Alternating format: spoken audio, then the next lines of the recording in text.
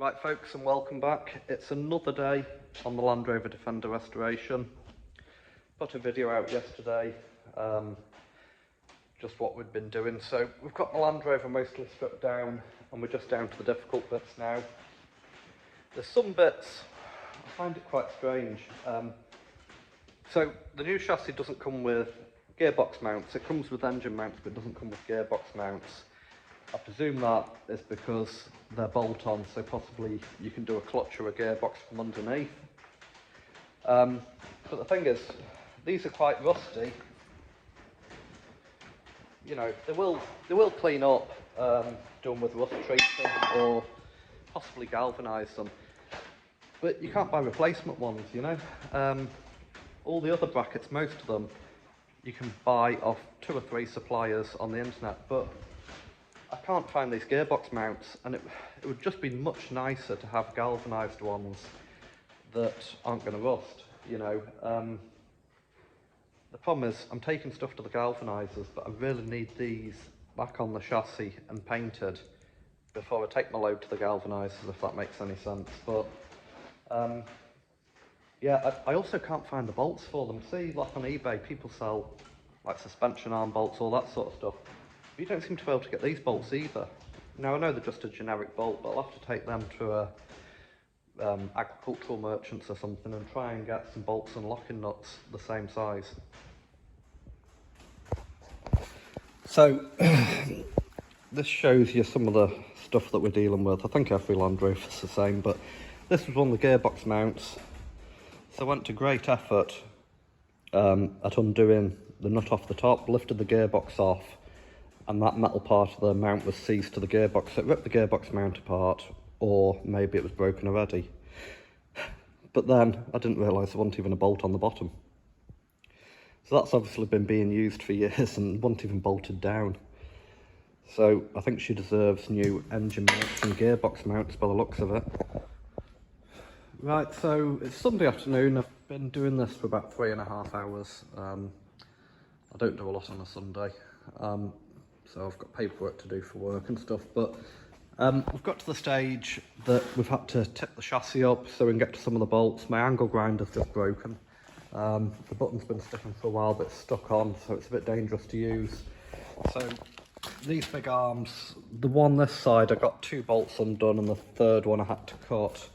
This arm here, I've cut 2 bolts and I can't cut the third one because my grinder's broken, so I've tipped it on its back, just more so we can clean up underneath the chassis, because there's a hell of a lot of dust and crud, and we're losing stuff, you know, like nuts and bolts.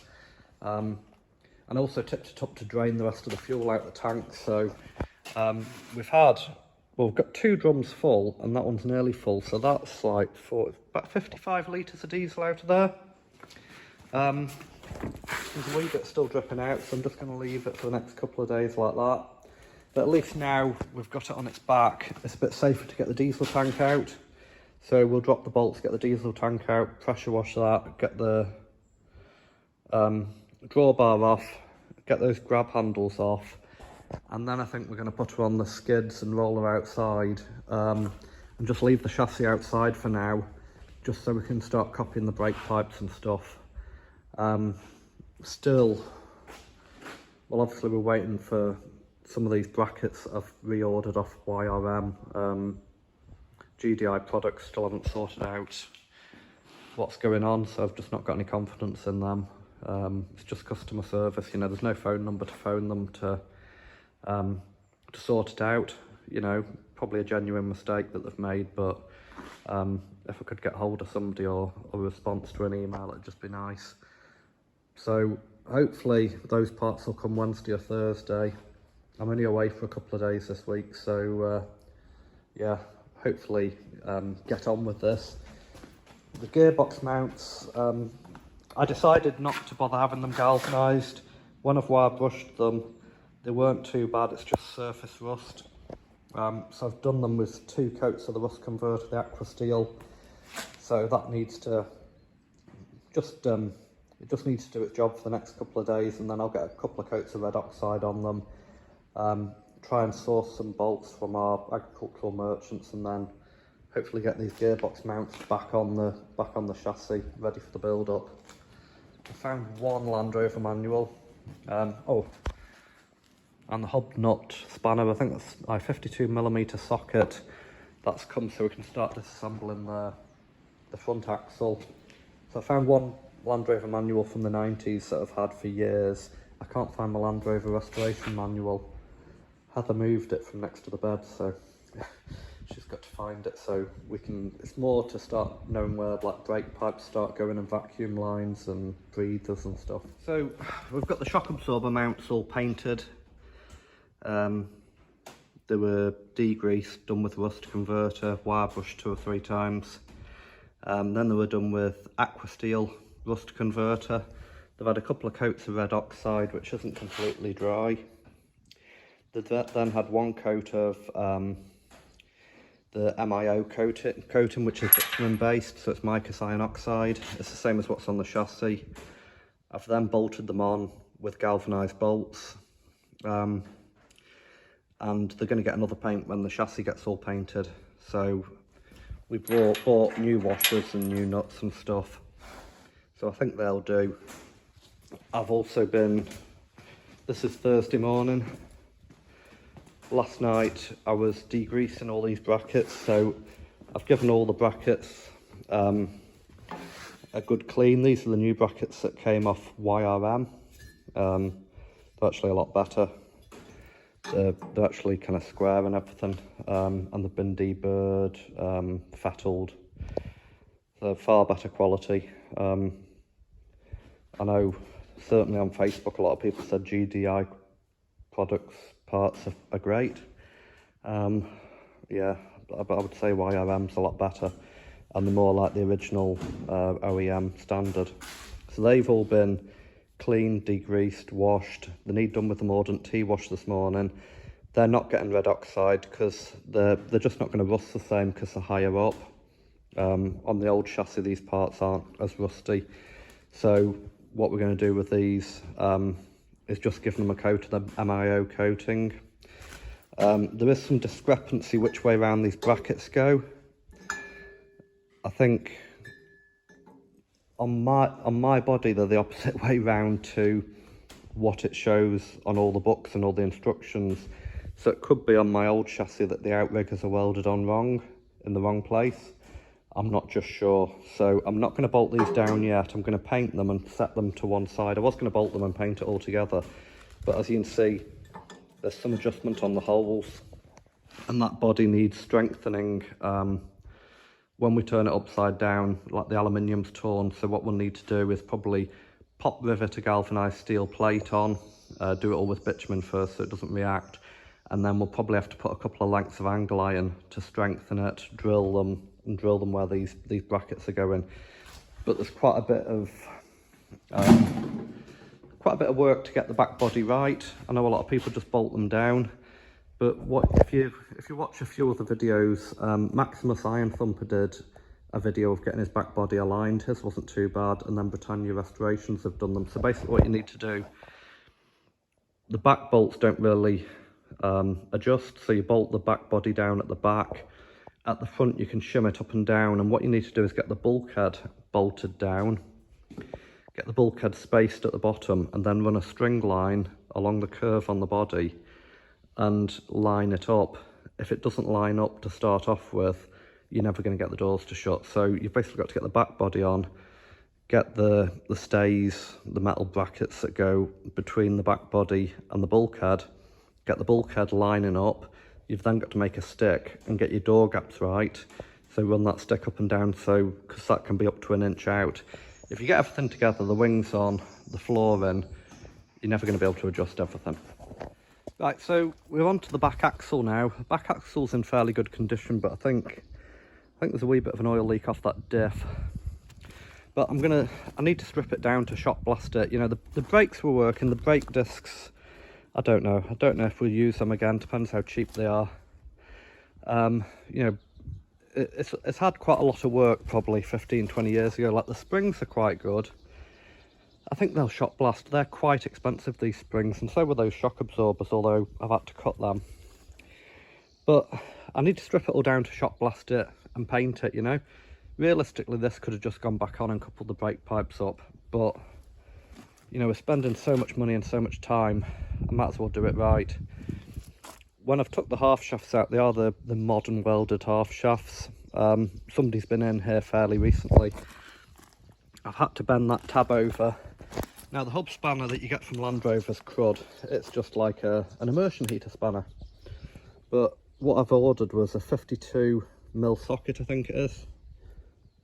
Yeah, auto jack 52mm socket, so it's the cheapest socket for an impact gun off eBay. And it just makes the job a lot easier, rather than fighting and using you just use like a screwdriver bar through that Land Rover hub socket. You just bend that tab over and straight off. So that was about 12 quid. That really was worthwhile. So I need to take the outer nut off, bend the inner nut, take the inner nut off, and get the hub on. So for the axles, because I'm getting that much stuff in that workshop and I'm struggling to work until I get the chassis out, stripping the axles down outside, just where I can handle them. They're up high up, so I'm not hurting my back. Getting them struck down to the casings, and then I'm using a pallet each. So just so we don't get the bits mixed up, what we've been doing all the way down the restoration is using takeaway tubs. So I ordered 100 Chinese takeaway tubs off eBay for 16 quid. I then ordered 100 massive stupid yellow zip ties that I can write on. And what we're doing, because, you know, I've not done this for a while.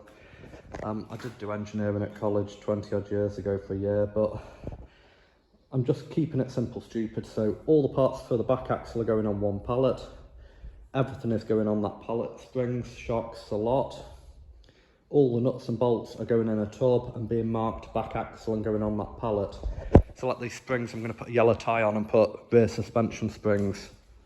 It's maybe obvious to some people, but see, when you start putting it back together, I'm aware of how many people fail restoring a Land Rover. That's not a dig at anybody, it's just what happens. It's really easy to take something apart and break it. It's not that easy to put it back together. Right folks, so we've got the diff out. Obviously that's going to need an oil seal there, and the diff, it's going to be really difficult to sandblast that, so I'll have to try and tuck a Tesco bag in it or something and just give it a good clean up. We're keeping all the parts in containers, like I said. I'm just struggling to get the calipers off just now. The bolts are really seized, so I was just explaining to Heather. She's asking why we're doing the back axle when it's in good condition. Well, the thing is, when the brakes do need doing, if I just painted that with Hammerite and slapped it back on, you'd have to take the back axle off to do the brakes. So we might as well take everything apart, rebuild the calipers or put new ones on. I think the wheel bearings will be salvageable, maybe the brake discs, but might as well take everything apart, put new bolts in, and put copper slip or copper grease around all the bolts, so when you have to do something next time, it's just easier. So that's the axle stripped. God, that's been a chore. We've had to resort to the welder. If anybody doesn't know this technique, so 3 of these bolts basically undid, soaking them with WD-40, using the wee blowtorch. Now, a stud snapped off there and we couldn't get it out. I don't really want to replace the bracket, so what I've done, I've soaked it for the last 2 hours with WD-40. I've got a wire brush on the back. Really struggled. Heated it up, mould grips, it wouldn't come undone. So what we've done, we've put a nut on it right down to the bottom, tightened it up. Then we've got the welder, about 110 amps, and we've welded a nut onto the top. That's done 2 things. So it's put a nut that we can get the impact gun onto. It's also driven heat right into that, so that thread was roasting hot. It's melted my gloves trying to pick it off. So what we did, giving it a good beader weld. You see, I had 1 attempt, that snapped. Right, good beader weld. Would have been better with steel nuts. They're stainless steel, so not ideal, but we're working with what we've got here. So good beader weld, impact gun.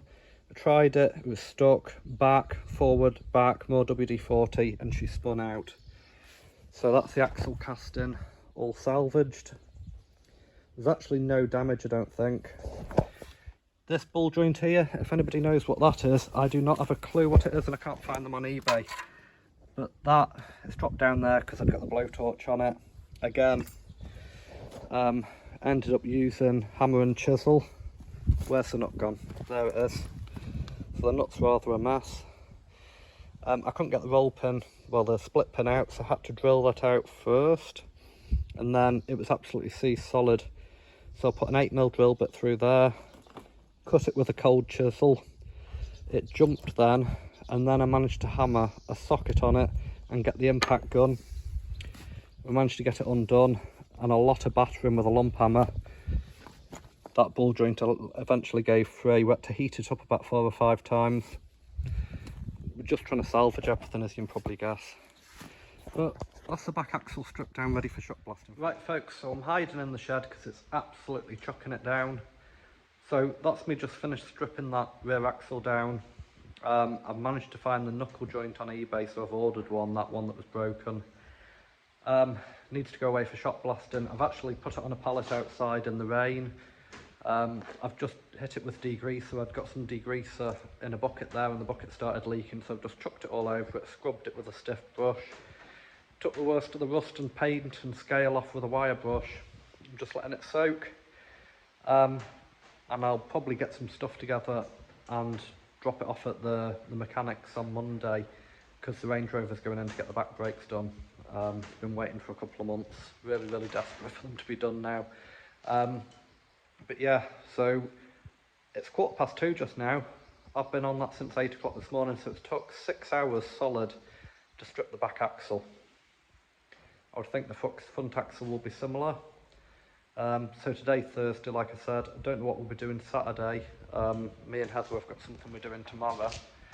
But I think if it's raining, we'll probably get the diesel tank off that chassis, the tow bar, and then I might move that axle and take that chassis outside and put it on a couple of trestles just so it's out of my way, and so I can have a tidy up, get these tyres off these rims and stuff, you know, and just gather stuff up. And then it's going to start going back together, and I'm hoping it'll go back together pretty quick. Thank you.